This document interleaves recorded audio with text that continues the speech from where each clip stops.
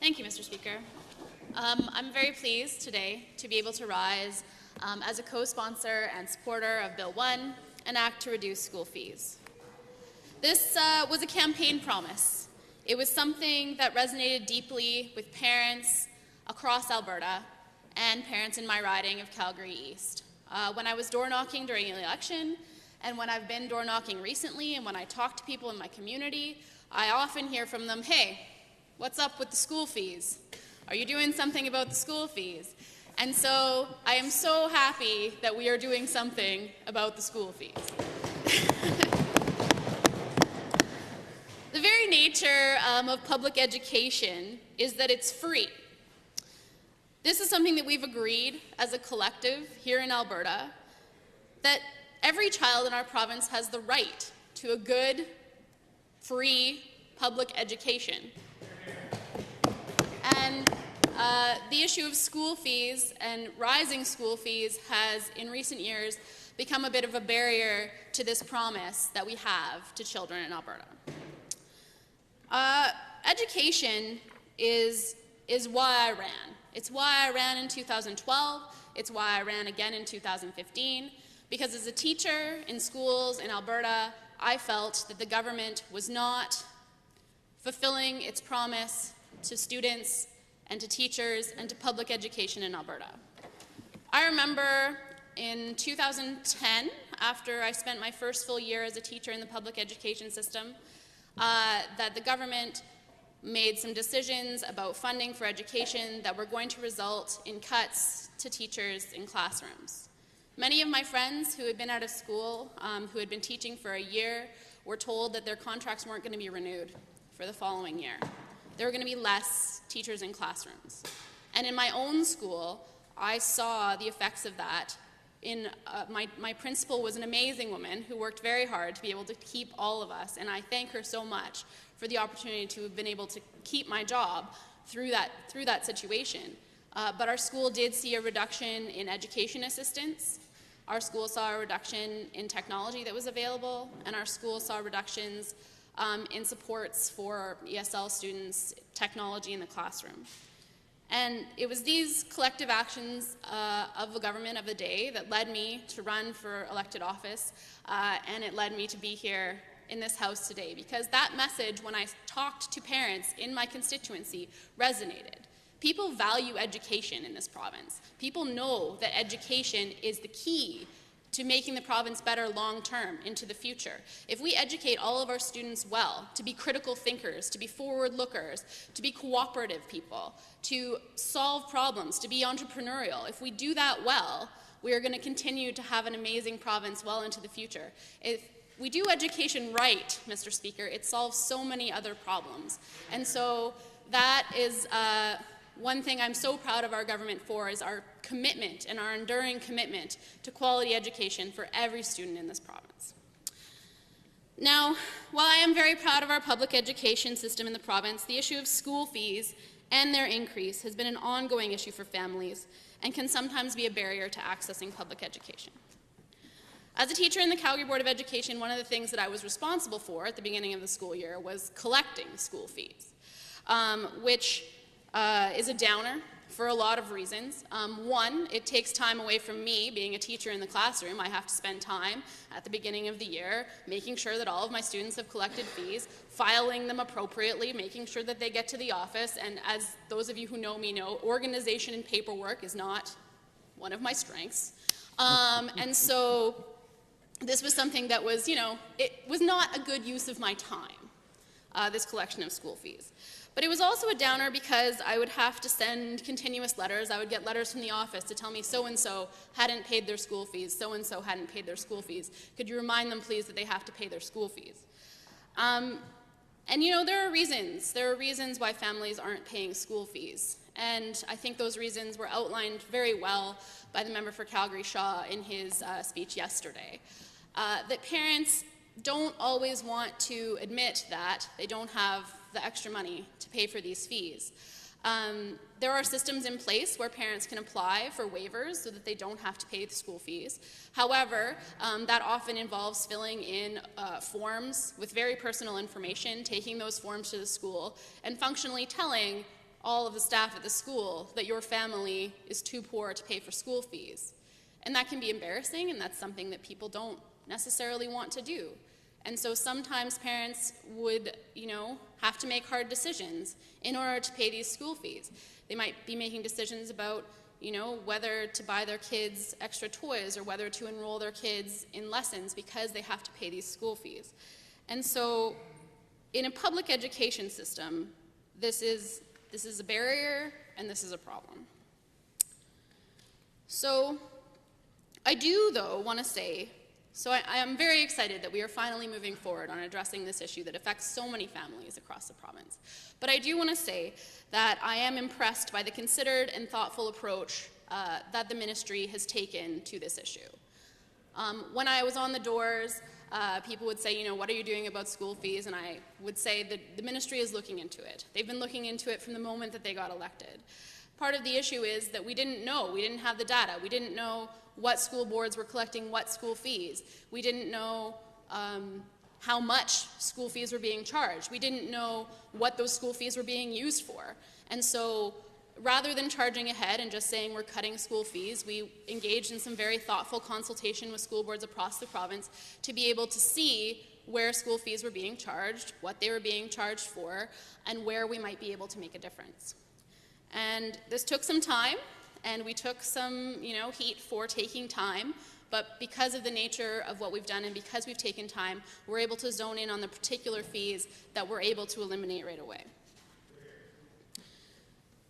So some of the places that we've started with the elimination of materials fees and the elimination of busing fees to designated schools.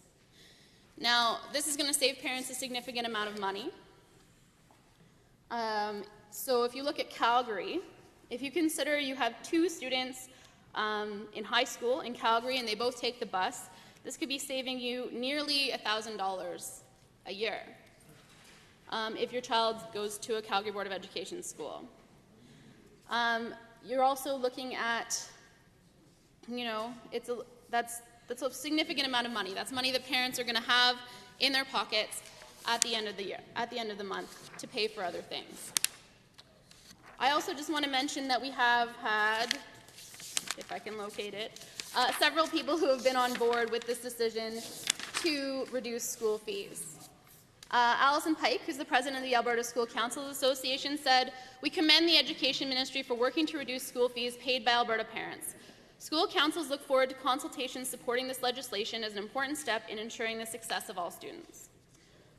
Michelle Draper, who's the board chair of Edmonton Public Schools, said Edmonton Public Schools is supportive of the government continuing to invest in education in Alberta families. We share a commitment to equity and accessibility of public education. When I spoke to board trustees, I spoke to the chair of the Calgary Board of Education and my trustee of the Calgary Board of Education on the day that the announcement, or the day after the announcement came out, and they said they were so happy for their families. They have kids in school too, and they know that these fees can be burdensome, and they're happy for families. They are, of course, waiting to see what comes through in terms of funding to replace the school fees, but we have assured them that the Department of Education has found $50 million worth of efficiencies in the budget, which we will be finding later, to be able to address the gap that will exist because of the elimination of these school fees. Now, the other thing is transportation fees. So we've managed to look at busing to designated schools. In my ideal world, every student would have a school in their community that they could ride or walk to, and busing wouldn't be necessary. Unfortunately, due to the growth of many of our communities, this isn't something that's happening, and we are working to address that shortfall with school builds. And I, like many of my colleagues, are proud of the schools that we've been building around Alberta so that kids don't have to pay for bus fees, so that they can walk and bike to school every day. And I do just want to note that it does absolutely take time to design a school, to find land for a school, and it takes a long time. But the reality is that this government right now, today, is building those schools. I sit on the Public Accounts Committee, and I did see the Auditor General's report that noted that the previous government didn't allocate the appropriate resources or have the planning in place to build all of the schools that they had promised. I will quote from that report right now.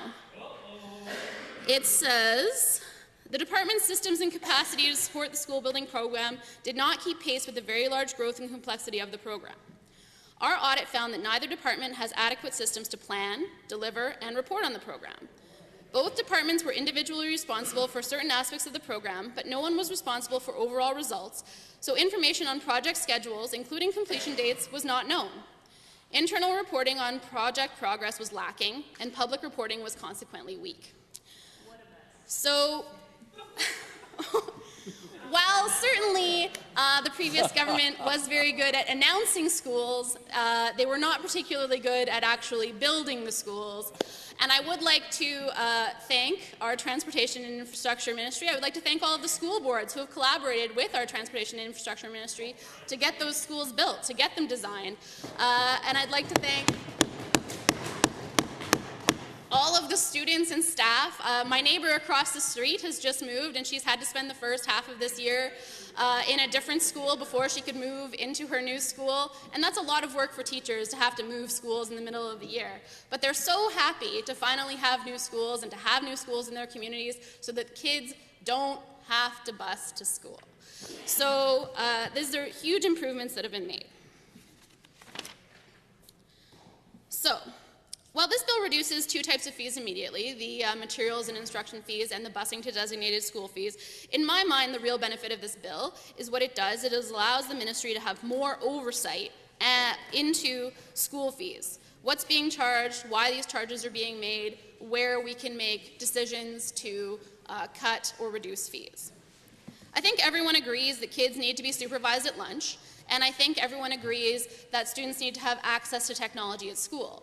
However, I don't think that parents certainly agree that we need to pay for those things. The idea that a student has to go to school and then you have to pay for your student to remain at school over lunch is a little ridiculous to me. Clearly, people work and aren't necessarily sitting at home waiting for their children to come home at lunch, especially if you have to bus your child to school in the first place. So the idea that you would have to pay for your student to be supervised at lunch is a little ridiculous. But I do want to mention something that I hear a lot. So I hear a lot that people say, well, why can't teachers just do the lunchtime supervision? Why can't teachers just sit in the classroom while the students eat lunch? Why isn't that a thing? Well, because they're doing other things, Mr. Speaker. They're supervising extracurriculars. They're tutoring kids that need help. They're doing marking. They're working. They're often working over lunch hour. And, sometimes they're maybe not working. Sometimes they're eating. Wow. Amazing thing that you might be doing. You might be eating lunch as a teacher. I would challenge anyone who makes the claim that teachers should be doing the lunch hour supervision to come to a school, stand in front of students for 3 to 4 hours, help them to learn, make sure they're not hurting each other, create a warm, welcoming learning environment that all teachers do every day in school, and then challenge them to feel that they don't deserve to have lunch. Like every other worker in Alberta. Every other worker in Alberta gets lunch. Teachers are allowed to have lunch too. So, through this bill, we will continue to look for solutions. We will continue to look for solutions for lunch fees, for technology fees, for all of the other fees that school boards charge. Fees for the fee. We will work with school boards and parents to make sure that school fee structures are more fair. Again, the public nature of education in this province means to me anyway that whether you're going to school in Cardston or Medicine Hat or Grand Prairie or Calgary, your school fees should be relatively the same. I mean, in an ideal world, there wouldn't be any school fees at all, but regardless of that, there should certainly be some equity and fairness among school boards so that there's not this vast inequity that we see right now. So one of the things that we are doing, that we will be consulting on, is working on the definition of what constitutes a basic education. Because in order to determine what school fees can be charged and which can't be charged, we have to have a common understanding of what a basic education is. And that is something that we will be working on through consultation. Now, I would argue, again, from my personal opinion, that basic education includes things like technology. I had a smart board. It was helpful, I think. Member Government Opposition House Leader. Thank 29-2A. you. Yes, please. Thank you. Thank you. On 29-2A. It sounds like the member ran out of time, and so I'd be riveted to hear the rest of her remarks. And perhaps in those remarks, she could also answer the question that I have. I was recently speaking to a school board trustee in the outstanding constituency of Old Didsbury Three Hills, and they had expressed some concerns, particularly around busing fees, and they have some parameters where kids inside 2.4 kilometers of the school pay a fee and those outside don't. And I know that there is a wide range of busing fees that are applied and administered at the local level of the school board's discretion. And so in a situation like that, where some people were already paying and others weren't, how exactly is the process going to work for them to know or to make the necessary adjustments, and were all of those things calculated when they arrived at their total number? And can they receive any assurances that even though they have local policies around who is paying school fees and who isn't, that those are going to be taken into consideration and not wind up in a situation where the government has created the illusion that there's not going to be school fees, and then next September, and by school fees I mean busing fees in this case, and then next September the school board is going to feel some pressure when the government didn't consider how the local policy had been applied. Honourable member. I do want to finish my statement about what I would argue is a basic education. What I would argue as a basic education is access to technology. I would argue that it includes experiential learning outside of a school. I would argue that it includes things like music and art and programs that enrich every child's educational experience, because not every child loves math, unfortunately, but every child loves something, and I think it's important for students in school to have an opportunity to do what they love.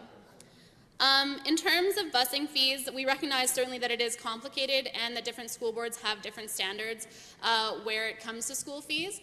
The ministry has done extensive work looking into different systems for different school boards, and will continue to consult widely with school boards to make sure that everyone understands the standards that are laid out in this legislation.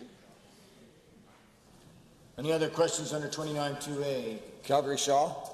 Thank you, Mr. Speaker. Recently, we had an opportunity, myself, member for Calgary Curry, to go to the member of Calgary East's constituency to announce a pilot project that the government was launching in collaboration with a lot of our school boards in relation to nutrition programs. I was really excited to go there because it was where I grew up, and I know that that's going to pay dividends, and I know that the member for Calgary East represents a lot of working class constituents. So I would love to hear how this is going to have a very positive effect on her constituents in Calgary East. Honourable member. Thank you to the member for Calgary Shaw for that. I was going to speak a little bit about this, and you'll catch a little bit more in my response to the speech from the throne if I get a chance to do that tomorrow. But certainly I was thrilled when the school nutrition pilot program was announced. I was thrilled the announcement was in my riding, and I was thrilled that all of the three schools that were chosen were schools in my riding. And the reason that was is because the need is greatest in my riding. There are lots of kids, and there are lots of schools who are working with local nonprofits to be able to provide school meals already. Many of my schools in East Calgary provide school nutrition programs, and they do that because they know that kids can't learn when they're hungry.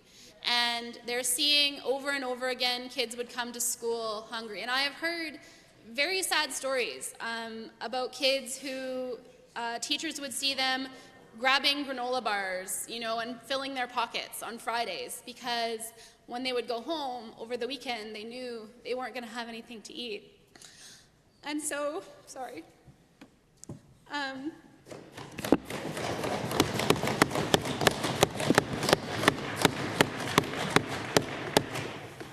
And so to be able to provide a program like this to families in my riding means a lot. It means a lot. It saves time. You don't have to pack lunch. You know your kids are going to be fed nutritious meals at school, and they're going to be able to learn, and they're going to be able to succeed. Thank you.